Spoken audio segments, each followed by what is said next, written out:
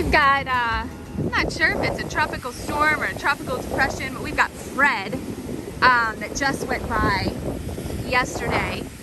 And Fred is churning up the waves. Look at the big waves here on the west end. I know it's a little bit breezy. We've got sea foam flowing everywhere. And I wanted to show you guys the beach erosion. So if you can see, this is how high the water got, the tide. So you can see the homes here. I'll try to get back a little bit so you guys can see. This was the high tide line. So you guys can see the crazy beach erosion. This is what we have left of a rock line, which isn't a whole lot, but you can see it's all the way up to the sea oats and the seagrass. Isn't that so crazy?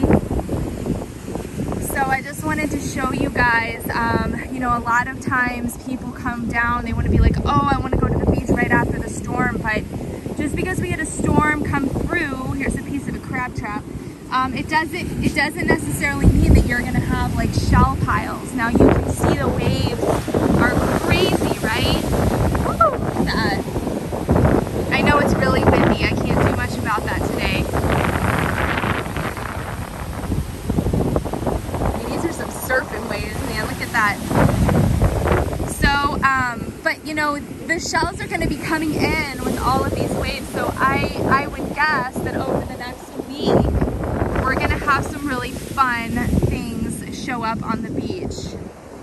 So I just wanted to give you guys a quick look. We're going to kind of just do a little bit of shelling. You can see maybe we've got a little bit of shell action down here.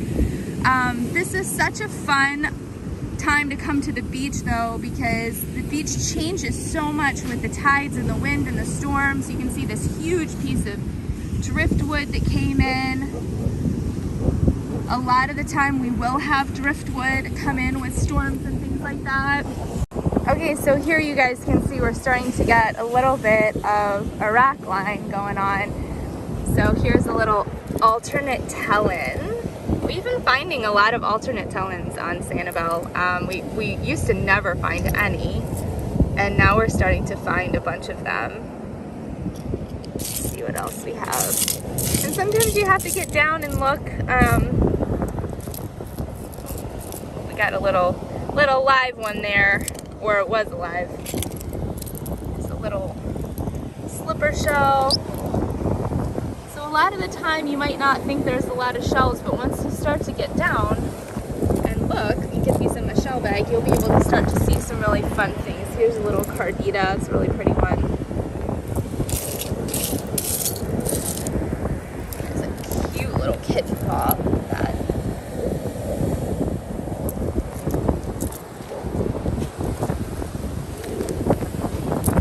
And if you are into crafting, after storms, we always have the big arc shells, the quahog shells, this. We've got some duck clams or elephant ears, big scallops. Here's another alternate tellin over here. So if you're into crafting and you're into painting shells, you'll find some good craft shells that wash up on the beach as well. Here's a really pretty piece of a rough scallop. There's a couple of pretty scallops right here. And I'll tell you too, you want to be careful. Always wear your beach shoes. I don't know if you guys can see all the little ants crawling around. Anytime we have a storm and it brings in shells and some of the shells die on the beach, then all of a sudden the ants come out to eat the shells. So you just want to make sure you're wearing some beach shoes. Pretty jingle shell there. Here's another couple pretty little scallops. So always make sure that you're being mindful, because ant bites are not fun. Ant bites are terrible. And if you need a good relief for ant bites, no-see-ums, itching, send me a message. I sell an amazing product in my spa that literally relieves itch like almost instantly. It's pretty awesome. So definitely send me a message. Okay, so here's a little Dosinia, and you can see right here is a little slipper shell on top. Now this one is still alive, or it was alive. I'm not sure the status, but you can see how they kind of suction on to shells like that. There's another pretty love the scallops. We find so many really pretty scallops here on the west end. Oh, look what we got here, guys. Does anybody know what that is? We have a J chunk. So this is a piece of a Junonia, the highly sought after Junonia. We call them J's. And this is just a chunk or a piece, but it's so fun to find these pieces because they make awesome jewelry pieces, and they're just as rare as finding a Junonia. So this is really awesome. So we know those Junonias are out there, and hopefully with all of these waves, they'll be bringing in some big shells over the next couple weeks. All right, and I wanted to show you guys too. So if you've been watching episodes on the Virtual Shelling Network, I've talked about this before. A lot of people want to know, where do the shells go, right? When there's shells like this, and then all of a sudden there's not. Well, the shells are all underneath all of this sand. And when we have waves come in and kind of cut a cross section in the sand, you'll be able to see here all of the layers of shells. There's a little piece of the true tulip right here. That you'll be able to see all the layers of shells that are underneath. Here. You guys see that? So this is where all the shells are. They're underneath. Down here, see this? You can see, here's a little jingle shell here. So as the waves come in,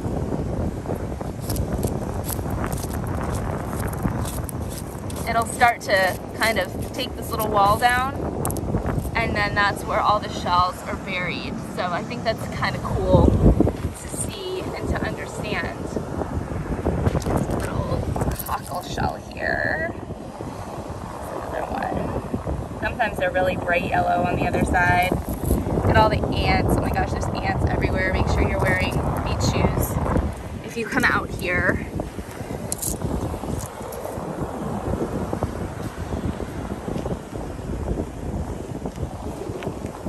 You guys can see there wasn't a whole lot down here, and now all of a sudden we're getting more of a little rack line. So like I say, sometimes you have to walk. You know, sometimes wherever you start out on the beach, you might not see a lot of shells. So you might have to start to walk. Here's a really pretty Venus clam. Look at this one, it's really pretty. Little seraph there. So just because you don't see a lot of shells on the beach doesn't mean that down a little ways, if you start walking, you won't run into a big shell pile or a great rack line. Oh, it is so windy today. There's a cute little spiny jewelry box. Look how cute this one is. Got a little purple tip here. Super pretty.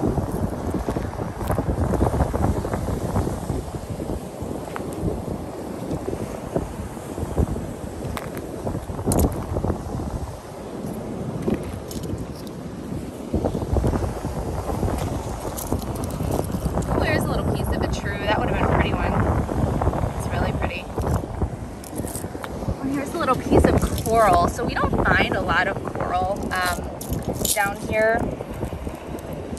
We find a lot of it on the other coast, on the east coast of Florida, but we don't usually find a whole lot of coral here. So when we find a piece, that's always really fun, and that's a really beautiful piece of coral.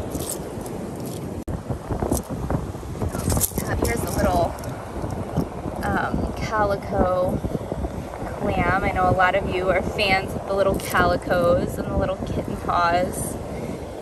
I mean, there's so many shells. I mean, I know that you guys always say you miss this, you miss that. I know there's so many shells, and when I'm filming for you. I'm not out here collecting shells for me. I do pick some up to send out into our subscription shell boxes that go out. Our boxes actually just went out recently for this month.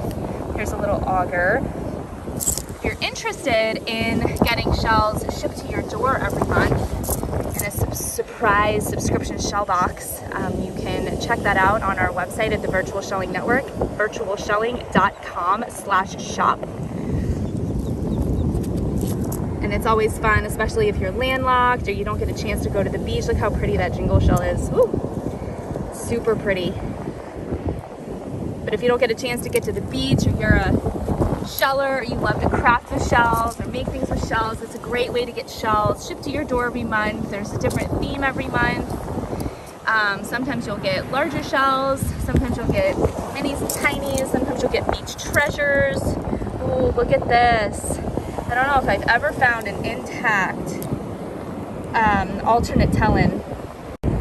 Clean it up a little bit. Look how pretty. It's like a giant coquina, isn't it? So pretty. Now I will tell you, if you put this little guy in bleach, this little hinge ligament, the brown ligament that you see right here, is very flexible. That's what allows the shell to open and close.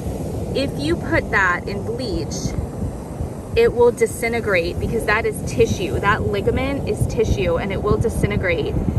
So what I would recommend is when you get home, you let this dry. However you let it dry is how it will be. So if you let it dry closed like this, it will stay that way. If you want it to be open, you can lay it flat. And once it dries, I would recommend putting a little glue right in the middle, or you could put it on the back, and that will hold it together. If for some reason it breaks apart in your shell bag or by the time you get home, sometimes if you pick these up and they're already really dry, that ligament will just break anyway. They're very fragile. So either way, you can always just put a little glue and glue these together. I will say too, what's interesting, and I didn't really realize this when I was younger, but the shells don't touch. So if you can see this ligament, the two pieces of shell are not touching. Do you see that? It's just the ligament holding them together. This little point here, these shells aren't actually touching, which I always thought was kind of interesting. So that way you guys can take a look at that. That's really fun. I don't think I've ever found an intact alternate talon. So we'll put that in our shell bag in the corner. Get that home nice and safe. But yeah, there's so many shells to be found. I mean, this isn't like, I wouldn't consider this an overly amazing shell day. There's not tons of shell piles. There's not a huge rack line. But there are shells. There's so many shells that I'm not picking up. I mean, there's scallops, there's clams, there's jingle shells, there's, you know, a lot of the common shells, but there's still shells and they're still fun to find. They're still great to use as fillers for craft projects, for picture frames, shell mirrors, all of that fun stuff. Here's another little rack line here that's formed. So this looks like a fun one to kind of go through.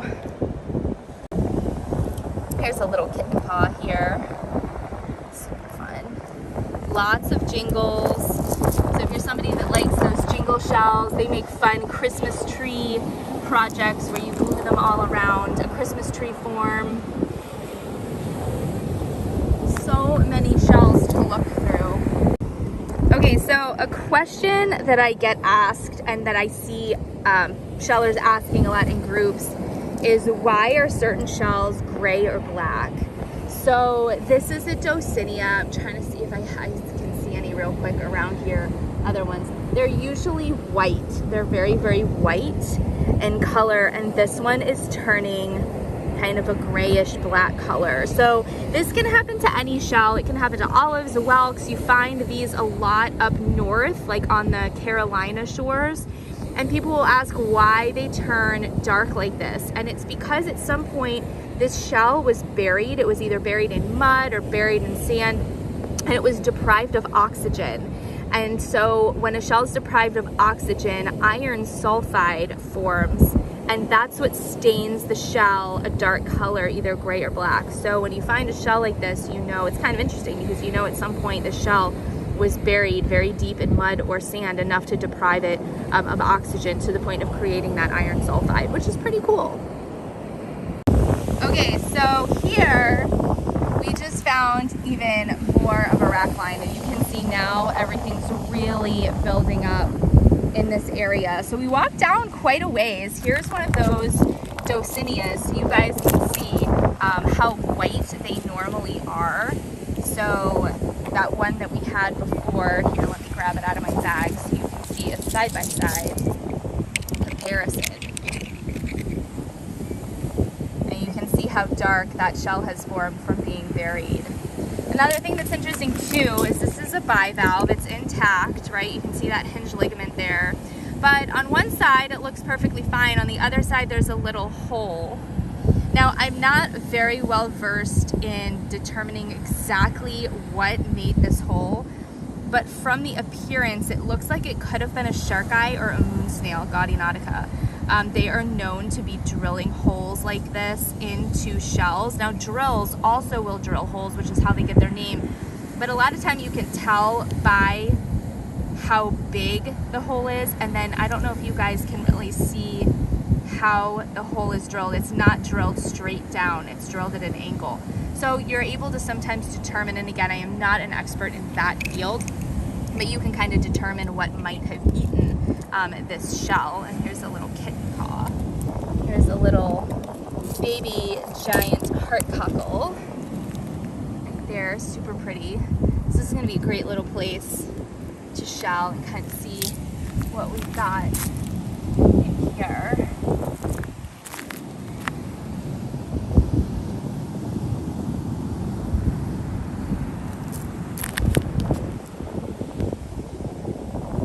And I will address this too, guys. When you're shelling, I mean, you're gonna step on shells. Like, I hate to tell you that. I know that a lot of you like tell me don't step on the shells, but when you're in a giant shell pile, you're gonna be stepping on shells.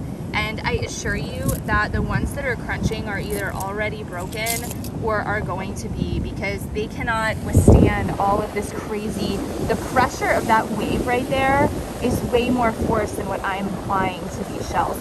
So that's why so many shells arrive broken, you know, especially like these little duck clams. I mean, they're very fragile. You'll find, that's why we find pieces of true tulips, because they just don't make it to shore. Same thing with angel wings. So a lot of the shells, here's a pretty cerat, are very fragile, and you want to make sure that, you know, when you're looking and you find some of these fragile shells that are intact, like that's a really cool find, because a lot of times we don't find baby ears and angel wings that are intact often because of the force of the waves.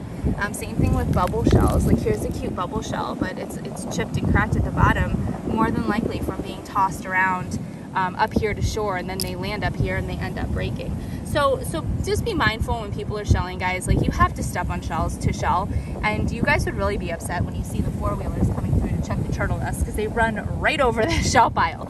So don't be so concerned about shellers gently stepping on shells when we have four-wheelers and vehicles literally driving over shell piles. So just keep that in mind when you're watching these videos. I mean, this is a big shell pile. I can't not step in the shells. There's no way to not step in there. So just keep that in mind.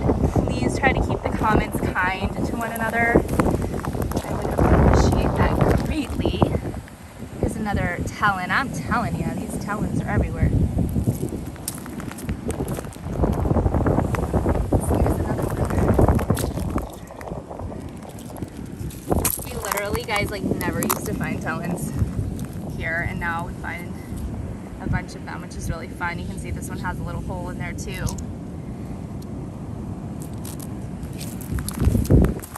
And after storms, I do love to look in the rack lines for sea whips and other beach treasures. So like up here, this is a great little place of sea junk, right?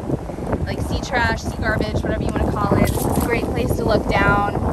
I'm trying to get down and block the wind. It is so windy, but this is a great place to check out and see what you can find. Like, here's a little piece of driftwood here. Cute little piece of driftwood. I don't see any sea whips.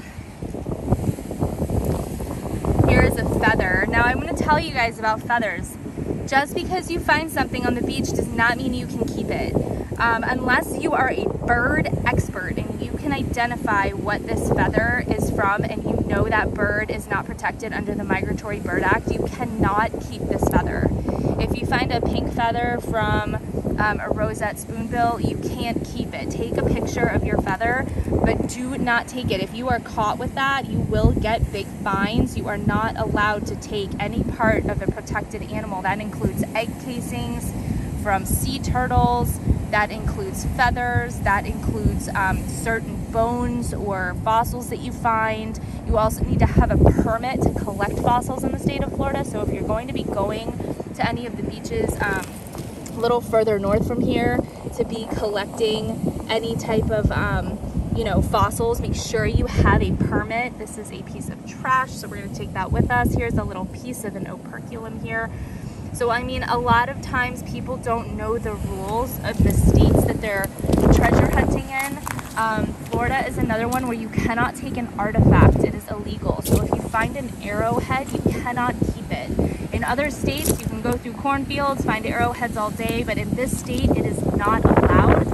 So just keep that in mind, because if you ever are stopped or you ever do post a photo on social media, and one of the officers happens to see it, you can get in big trouble. So I do try to just let you guys know, because a lot of people don't know. It's not like common knowledge.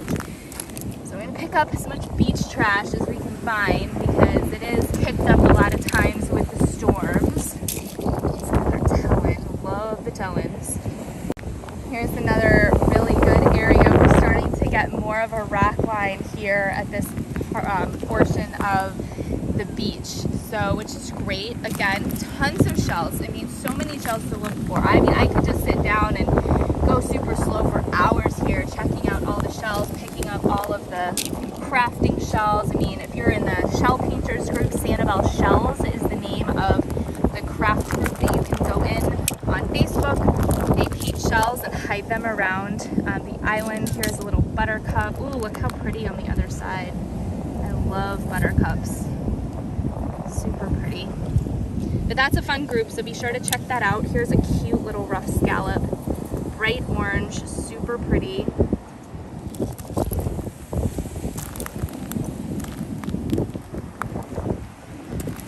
See what else we can find up here in this.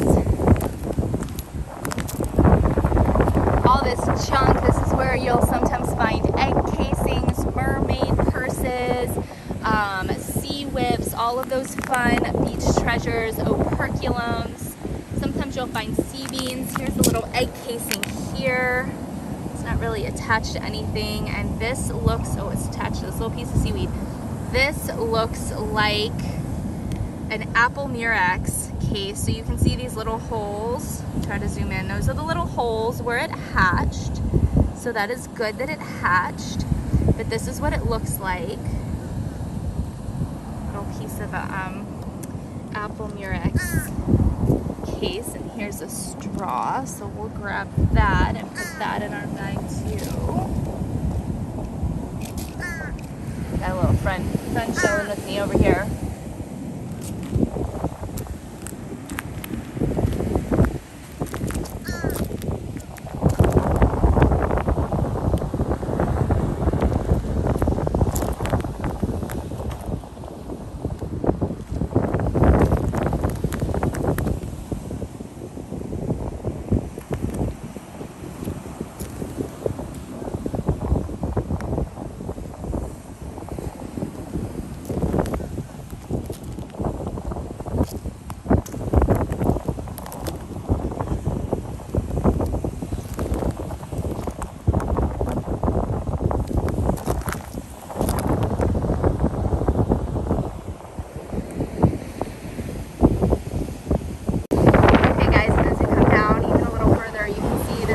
Shell piles starting to form. So again, we walked pretty far down, and now all of a sudden you're starting to see some piles form here. Cute little, perfect little scallop here.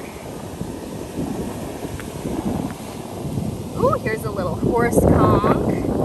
So the shells are going to start rolling in, and you have to go and seek out the spots. You have to go find those rock lines. You have to come find these shell piles, because they're not going to be down there. They're going to be down here. And other days they're not down here. They're down there. So you really just have to be walking and checking and looking. And really the best way for some of these is to just really get down. Look at this huge Xerith. And just kind of shell seek, because if you're standing up walking, you might not see all the shells that are hidden here. If you're collecting a certain kind, if you're collecting coquinas, if you're collecting carditas, if you're collecting kitten paws, this is going to be such an excellent spot to stock up on all of those awesome shells in one area. Oh my gosh, this is so fun.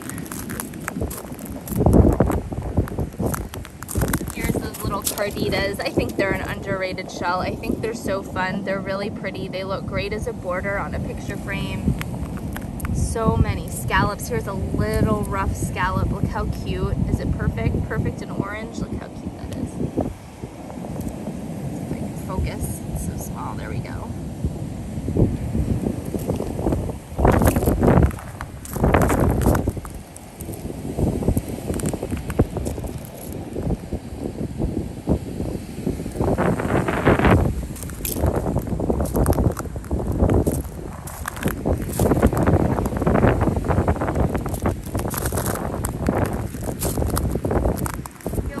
Not a lot of big shells, right?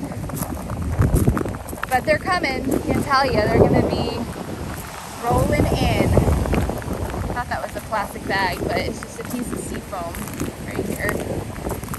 Sea foam blowing. And then here again, you've got more of a rack line. These sea turtle nests look good. Doesn't look like the water got up to them. Find anything cool up here. Oh, here's a really fun sponge. So I'll tell you about the sponges. Okay, you want to make sure that these are completely dried out. They are very stinky. A lot of times these will be bright orange when they're still alive. So if you find them and they're bright orange, personally, I would leave them just because they're going to be so smelly. But if it's almost dried out like this one is, you can take it home, let it dry out. These make such a fun little display to put in your shell bowl or a craft with. Look how fun. So those are the types of really fun things I like to find up here in the rack line. I'm a high rack line, like beach trash, beach junk sheller, and then I'm a break line sheller. I'm not a huge shell pile sheller. I'm just not. A lot of people want to sit in the shell pile and dig through shells, and that's super great, but I love the high rack line. I'm not sure what this is, but it doesn't look natural, so. Oh, it's a crayon. That's a crayon. Interesting. So I love to look through all of the beach junk and find some fun beach treasures, and then of course you guys know I'm a break line sheller, but today is, not the day to be doing that. Oh, here's a little angel wing here. So you can see we do find them, but a lot of time they are broken just because they are so fragile. But you know, if you're a crafter, you could always just put like a flower right here or another shell, and you'd never know that that's broken. There's another piece of beach trash. Where's a big piece of a true tulip? True tulips are so hard to find whole on this island, I'm telling you guys. Crazy. So I always get asked to sea glass on the island. It's not super common, but we do find it. So here's a big chunk. This is a newer bottle. So this is not going to be your really old, glass that you find up north. But this is a newer bottle. Now I will tell you, this is kind of in between sea glass and garbage. So let me kind of tell you the difference. Sea glass is glass that has been tumbled naturally in the waves and in the sand for many, many, many years, and it wears down the edges to be nice and smooth, and it frosts the glass. So if you find a piece of glass and it was like a bottle that was broken yesterday, that's not sea glass, that's just garbage, and you want to throw that away. This one's kind of in between. So if you can see, it's still very shiny, especially on the inside. It's not really frosted yet. You can also see the edges are still a little bit jagged here. So this one, I probably wouldn't call this sea glass. If you found it and you've never found a piece of sea glass, you'd probably be like, oh my gosh, sea glass, how fun. But this isn't a piece that I would keep in my collection as a sea glass piece. This is more of a piece that would be in the garbage. So a lot of times people, if it's not done, we call it done cooking. If it's not done cooking, it's not quite frosted yet, a lot of times people will throw it back and give it a chance to tumble some more. With the waves today, I'm not a huge fan of throwing glass back in the water just because, I don't want it to wash back up on the beach and then cut somebody's foot. So I'll take this one off the beach, but it's not uncommon for some people to find a piece of glass and then throw it back in to let it finish tumbling. you guys will be receiving some amazing sea glass pieces in your beach treasure boxes that went out this month for Shellbox subscribers. So it's always fun to find little pieces of sea glass. They make really fun jewelry pieces. You can put them as accents on a shell mirror or a picture frame, or just put them in a bowl. Here's a little piece of an operculum. So that's something that's really fun too, and I will tell you, we do not find a lot of sea glass here at all.